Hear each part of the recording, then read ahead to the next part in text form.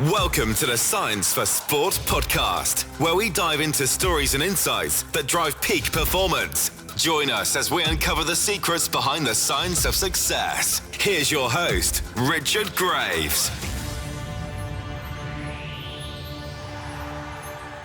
Hello and welcome to the Science for Sport podcast with me, Richard Graves. On this week's podcast, we're going to discuss workload management. We'll look at return to play protocols and the interpretation of performance data in order to get the best out of both the individual and the team. My guest this week is Steven Nightingale, a sports scientist and performance coach with the NHL team, the New Jersey Devils. With over a decade's experience working in this field, he's both published papers and done research into workload management. So who better to discuss this topic with? Let's hear from him now. Unlocking sports science to push the limits of human potential. This is the Science for Sport podcast. Well, Steven, it's great to have you on this week's podcast. I know the New Jersey Devils are preparing for a lengthy road trip, so appreciate your time. Welcome to the show. Thank you very much for having me. Yes, we've just played a back-to-back game quite quickly, and then we've got 2 more games at home, and then we'll go out for, I think, 4 or 5 on the road after that. Just, if you can, for our listeners, give us a brief guide to how you ended up in the NHL, because these positions don't just land on your lap. There's a lot of hard work that goes into getting where you are right now. Yeah, it's never a brief introduction. It's a very long-winded story, so I'll try and be quite quick. I've talked about it a few times before. Grew up in England, obviously not American. Grew up in Peterborough. There was an ice rink in Peterborough, so went to a game when I was quite young. My mum took me and my brother, fell in love with the game. Started to play when I was 11 or 12 and realized I was not very good, and kind of just thought I was going to play for fun. Went away to uni. I thought I was going to be a PE teacher. Kind of a year into my degree, decided didn't want to be a PE teacher, and ended up kind of at the end of the degree learning about strength and conditioning, which I'd never didn't really know anything about. Fell in love with that. Funnily enough, left my degree out, finished my degree, and went into teaching. The last thing I wanted to do, but it was great. I taught for about 8 years, and in that time I got my master's degree in strength and conditioning, got a teaching degree, taught at 2 different colleges, and all the while I was kind of talking with Ice Hockey UK and the English Ice Hockey Association about seeing where I could get involved, just doing some voluntary stuff for strength and conditioning. A lot of stuff was kind of talking to parents, doing training camps for kids, things like that. And then I got a surprise call from a very good friend of mine who said, "Oh, there's a job opportunity come up. I know you said you want to work full time in hockey and strength and conditioning. I know you said you want to work abroad. I've got this great job offer for you." I said, "All right, I can't wait to hear it." He said, "It's in China." And I just thought, oh God, like that's just probably not the place you had in mind when the offer came. Well, it was like begins with C and ends in A, and I'm thinking Canada? No, it was China. But best decision I ever made. I went over there. I worked with the women's national team to begin with. Long and winding road through China, and ended up doing some short track speed skating work and working for the Olympic Committee, and then came all the way back around and got a job offer to work in the KHL, which is the Russian professional league. At that time, they had teams in 6 different countries, China being one of them. And I just left my job at the Olympic Committee and walked straight into this job with the KHL. Did that, really, really enjoyable experience. It was everything as crazy as people think the Russian league is. And then COVID hit, so back to England I go. Worked in university for a year there, and I'd known the performance staff at the Devils for a bit before that, and we just got talking one day. They had a job opening in their minor league system, so I was lucky enough to get that job. So I flew out over to upstate New York, and I was there for a year as the strength coach and sports scientist. And just fortunate timing for me that the sports scientist who was with the Devils went on. He's still with the Astros now. Actually, left the Devils and went straight into a World Series. So good for him. But it opened up a job for me, and yeah, I'm in year 4 now with the Devils.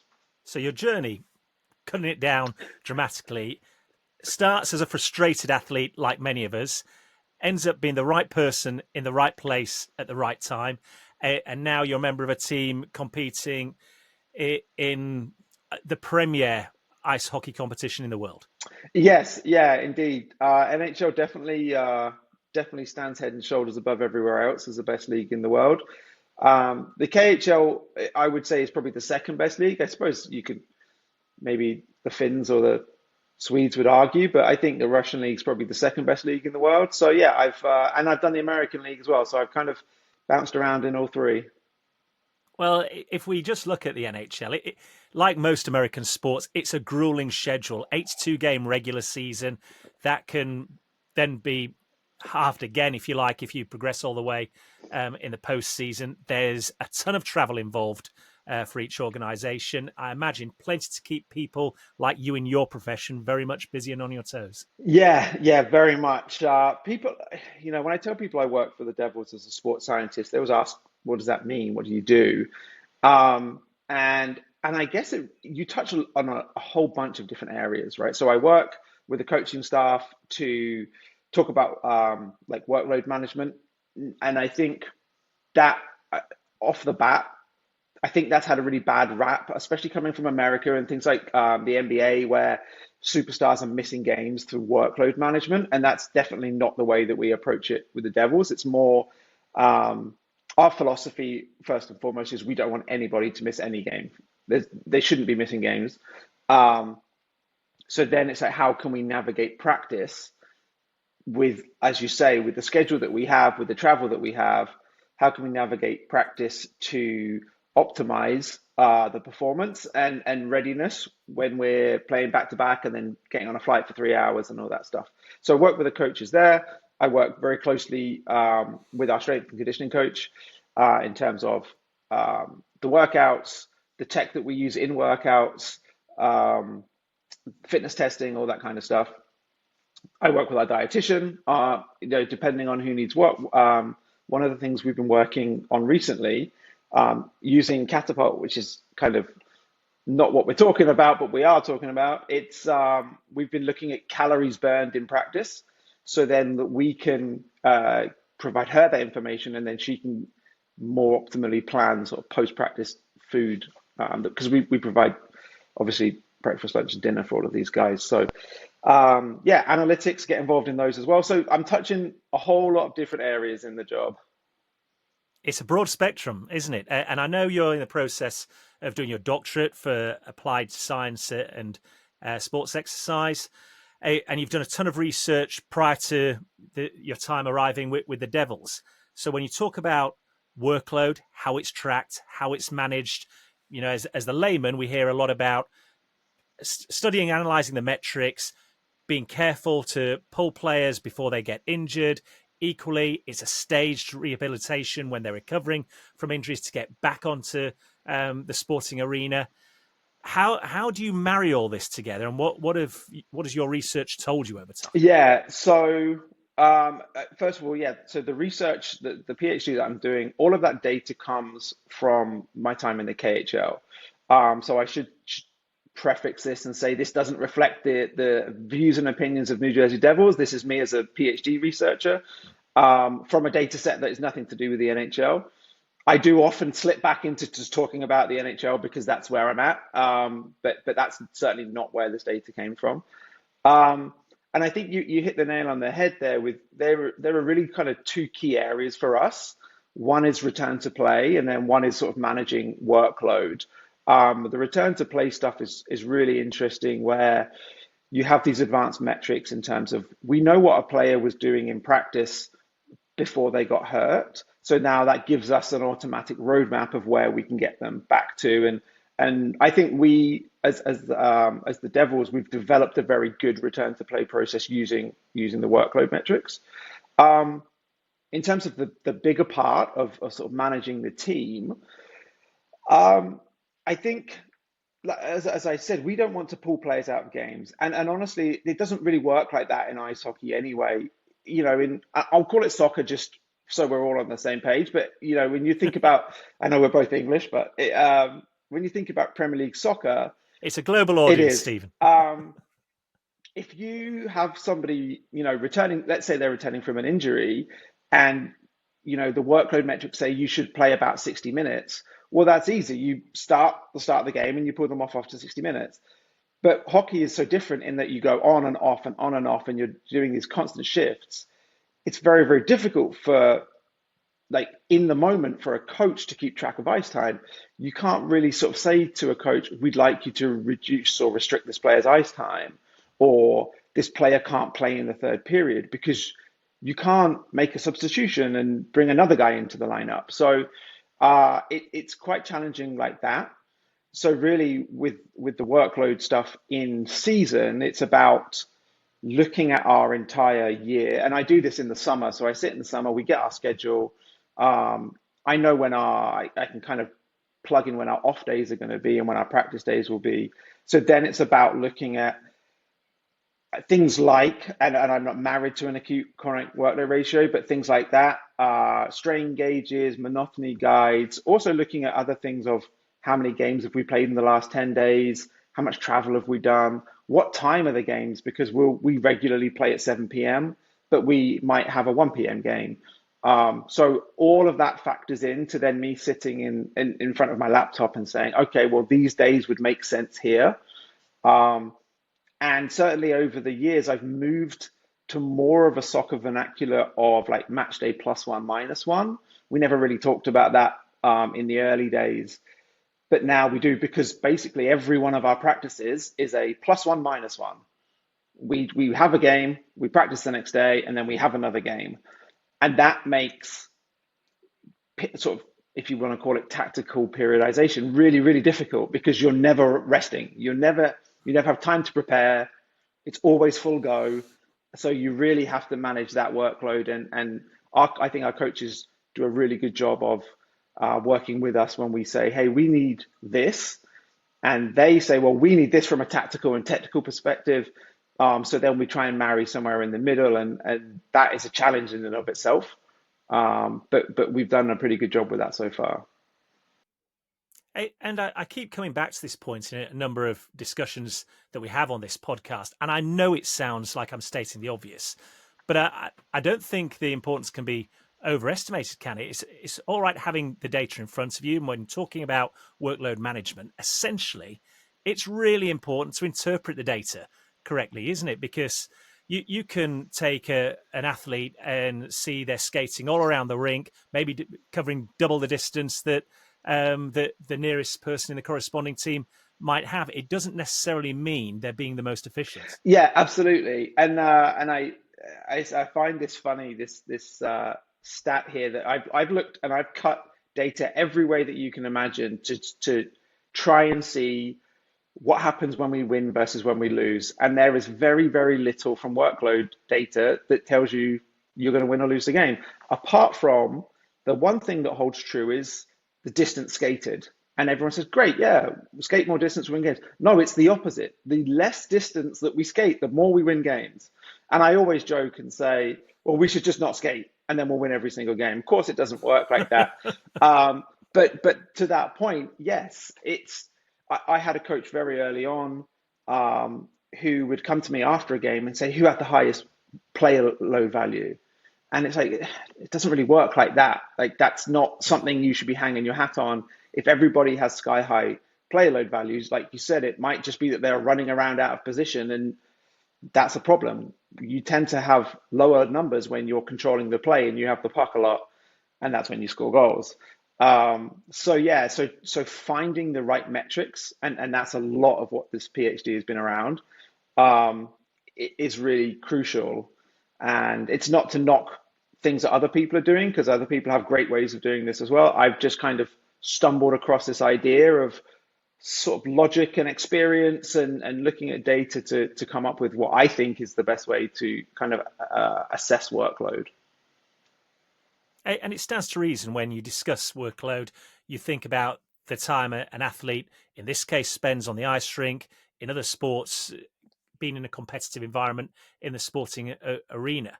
But I'd imagine, especially when we're talking about American sports generally, or sports that do by nature have many fixtures and travel's involved, that takes an increasing portion of that workload, doesn't it?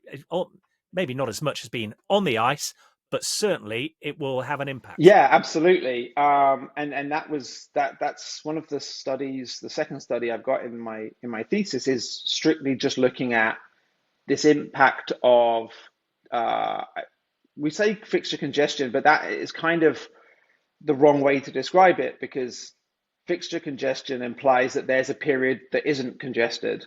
So, like if we talk about the Premier League, for example, one game a week is normal.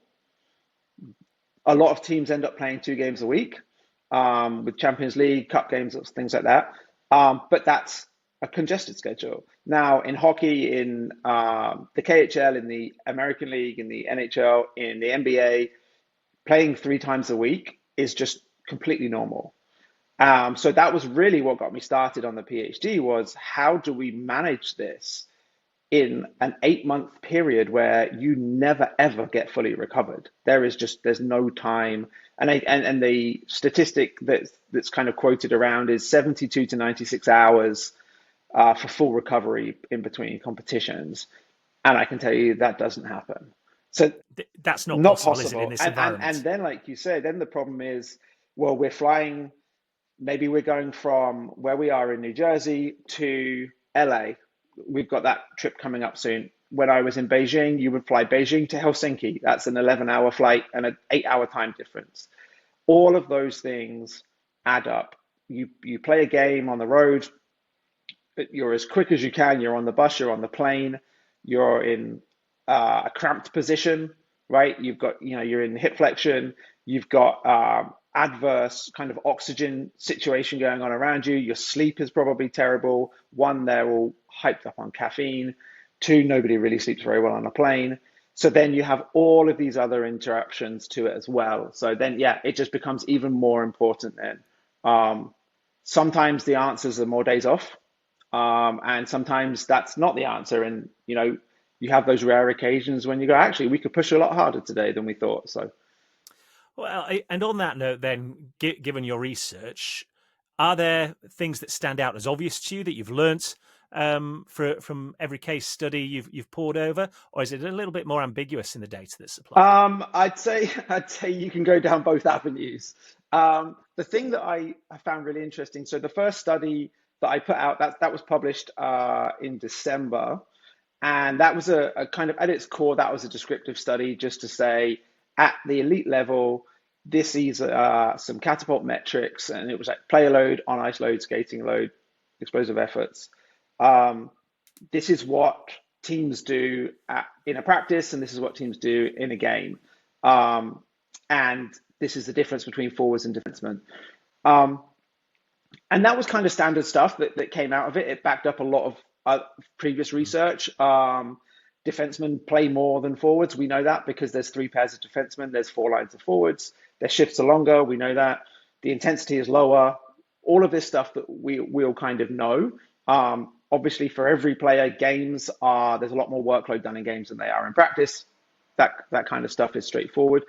But what sparked my interest there was how are we quantifying the intensity of the work? So a lot of the time, you'll just take player load, divide that by how long you were doing that competition. Now, some people call it density, some people call it intensity. That's a debate for another day. But the problem that creates is that you either give everybody the full match time. So a period, it's 20 minutes. With stop starts, it's probably about 33 minutes. So you're essentially at about 100 minutes.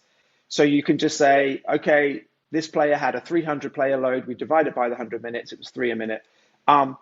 That's problematic because in all of hockey, players play vastly different minutes. You might have some defenders playing 22, 23 minutes a night. You might have some forwards playing 8 minutes a night. So then you can see already that maths just doesn't work out. you can then go and say, okay, well, let's do that based on their time on ice. And I've done a lot of work on their play load by their time on ice. But then if you want to compare that to practices, that becomes problematic because you crop a whole practice. You might do drills, like we track drills individually, but you still end up with a much larger amount of time than you were really truly working. So you've got problems either way. And this is what I mean. It's ambiguous, and it's up to a lot of people to decide how they want to do it. Well, that leads to the obvious question then in response, doesn't it? How can these metrics evolve in order to more accurately capture the volume, capture the intensity, and give you a more accurate picture? Yeah. So the thing that I do, and the thing that I recommend everyone to do is, and I go back to this story of a coach asking me who had the highest player load. It doesn't matter who had the highest player load, but what we need to know is, what did that player do in relation to what they normally do? So that's the way that we do it now. That's the way I've kind of evolved over the last 6-7 years of using Catapult now. All of my metrics come back essentially to Z-scores, and we look at what does the player normally do in practice, what's the standard deviation of their practices, what did they do in this practice, and then we can get an idea of, did they do more work in this practice than normal, or did they do less work in this practice? That's kind of the crux of it. I've gone on to kind of build out multimodal models of pulling in different metrics together. But essentially it's like, have they done more or less? And actually very recently, the big change that I've kind of come into, and this is in the paper that's being edited right now, it's been accepted for publication, is giving the coach a number that they can comprehend. And I laugh about this because I sat with our coach recently, and we were talking about workload numbers. And historically we talk about player load, and we sat down and I said, listen, I can tell you that practice was 117, and I know that you don't know what that means, and I barely even know what it means myself. It's a number, and we're not really sure what that means. So what I've done is we actually convert all of our Z-scores into T-scores, right? So now you have 100 as effectively a 0 to 100 score, 50 being it was bang on average. And now when I present that to a coach, it's really easy for him to see, okay, 50 was, he knows that 50 is the middle ground. And if it's 75, that's a pretty high number. And we get up to that in like training camps and stuff. So yeah. And that's the key, isn't it? Because it becomes easily relatable for the whole entire team to then understand. Yeah. And equally, if we're talking about sports scientist coaches listening to this podcast, what are the practical takeaways that they can get from your paper?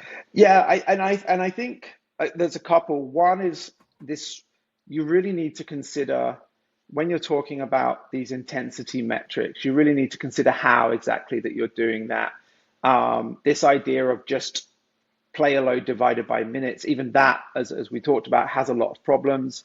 I come away from a lot of that for our intensity model, where I take metrics that are what I consider to be more true intensity metrics, rather than just we talk about it as a volume metric and an intensity metric. Volume metrics are things like skating load, the number of explosive efforts that they've done, the number of changes of direction that they've done. That all goes into a volume model. And then we look at things like high intensity skating load, high intensity, like the percentage of high force strides, things like that. So more strict intensity metrics go into that model. So yeah, I think that practitioners need to think very carefully about how they're generating these metrics, and really it's what do they want it for.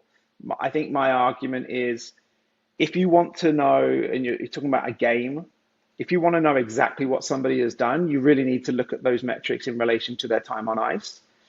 If you're trying to ascertain if practice, like how practice relates to game loads, then you need to go down the other route and go, okay, well, let's look at total time, because that's more equatable. The study that came out in December has match loads and practice loads, and you can see when you use a total time number, like they're actually pretty similar. If you start talking about player load per minute, it goes from like 2.5 to 18. So then that's really hard if you're trying to sit with a coach to explain, well, we should do this because it's that in a game, but those two numbers are completely different. You lose the coach there. And again, I go back to this idea of, I think a multimodal approach is the way forward. I talked about this actually, I think 4 years ago, I did a webinar for Catapult, and I had a slide there, and it was two players in a game. They had exactly the same player load number. And on the surface, you'd look at that and say, these guys have done the same amount of work. And then you reveal back to look at all of these other metrics within the game. Like I said, explosive efforts, change of direction, drastically different. One of those players was a defenseman who played 20 minutes that night. One was a forward who played 8 minutes that night. You can't, I just don't think that you can use one metric. I'm not saying player load's a bad metric. We use it a ton.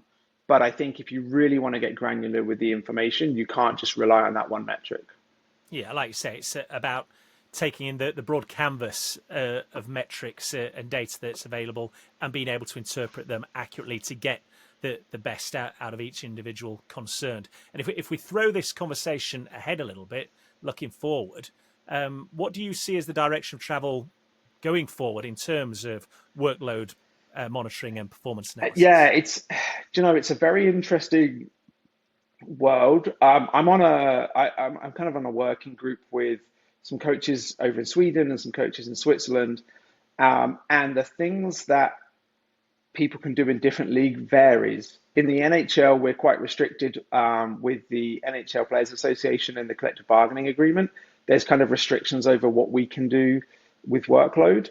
And then when I was in the KHL, like where a lot of this data came from, there weren't really any restrictions, and you know players wear them in games, and then you get into, do you have an LPS system? And I won't get too technical into it, but you know, an LPS system basically mimics GPS. So then you get things like velocities, which you don't get with an IMU system. So it really is, it's very dependent on what you have available to you. But I definitely think this idea of understanding what you do, if you can, understanding what you do in a game, and then looking at what you're doing in practice from multiple angles, like I said, not just one metric, and trying to marry those two things up as much as you can. And obviously it goes without saying, doesn't it, that technology is going to evolve.